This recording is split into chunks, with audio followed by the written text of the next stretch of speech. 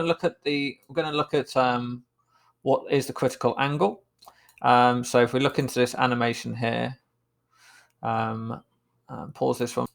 Okay, and then we go to more tools, just because you can do a few more things there. We're going to first of all, you don't get a critical angle. So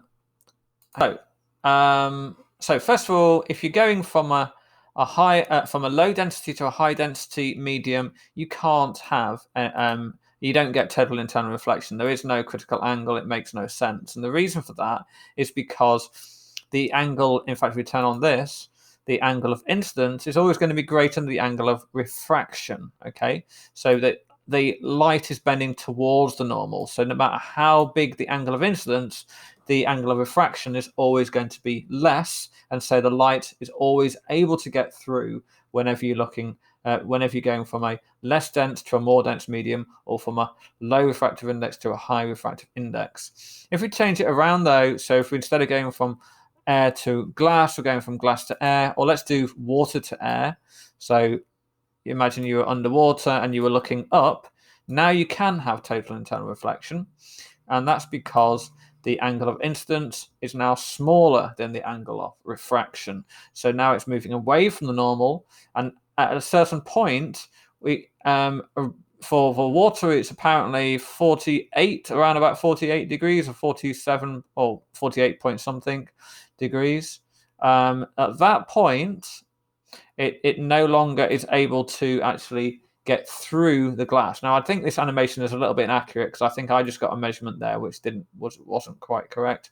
But anyway, essentially, because this angle of refraction is always greater than the angle of incidence, then as you increase this angle of incidence, eventually this angle is going to be more than 90 degrees. Once that's more than 90 degrees, then it's going to not escape the water, and so go back into the water. So that's what total internal reflection is.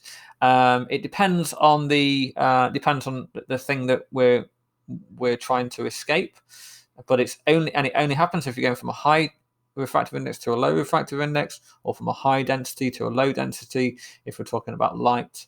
I think it changes depending on the color. Let's just see.